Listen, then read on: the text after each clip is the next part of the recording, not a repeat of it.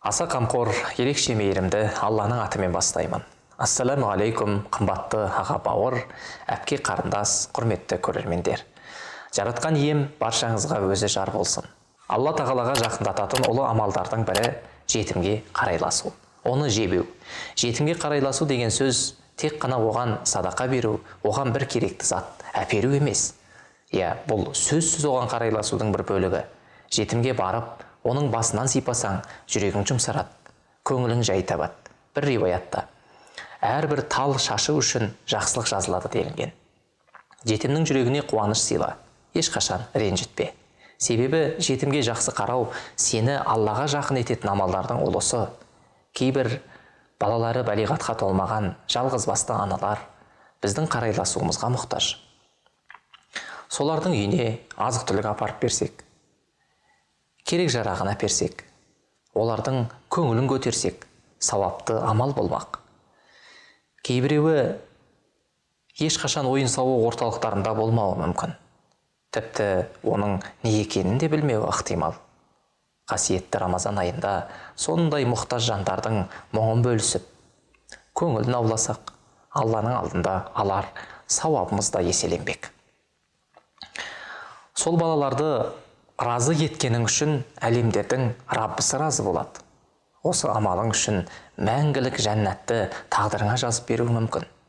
Алла елшісі саллаллаху алейхи уассалам айтады: мен және жетімді қамқорлығына алған адам екеуміз жәннатта бұлай боламыз деп сұқ саусағы мен ортаңғы саусақтарын біріктіріп көрсетті.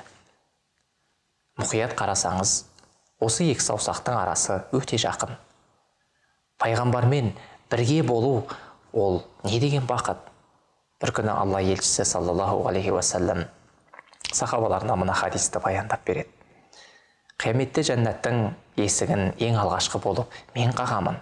Яғни жәннатқа ең бірінші болып пайғамбарымыз саллаллаху алейхи уассалам кіреді деген сөз.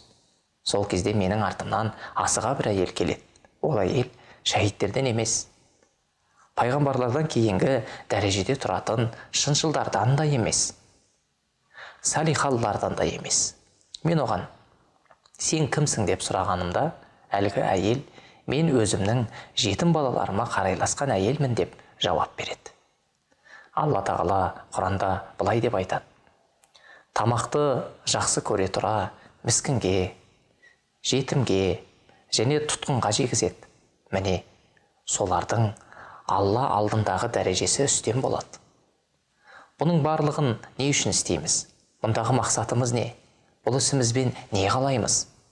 Сондай жақсылық қылған адамның айтуы керек болған жауапты Алла Құранда былай келтіреді: олар шын мәнінде сендерді Алланың ризалығы үшін тамақтандырамыз. Сендерден бір төлеу, алғыс тілемейміз делінеді. Кейбір мүміндер мұнымен шектеліп қана қоймайды. Жетімді асырап та алып жатады. Өзі жеген тамақты соған жегізеді, ішкенін ішкізеді, кигенін кигізеді. Сөйтіп үйлері жер жүзіндегі ең абзал үйлерге айналады. Ондай үйлерден Алла разы болады. Жетімге қарайласқан үйлер ең абзал үйлер. Сол жетім балаға көп нәрсе керек пе? Жоқ. Оған көңіл бөлудің өзі жүрегіне бақыт сыйлайды. Балаға бір күнге шаққанда өте аз нәрсе керек. Сол аз нәрсе арқылы мәңгілік жәннатты ұтып алуға үлкен мүмкіндік туып тұр.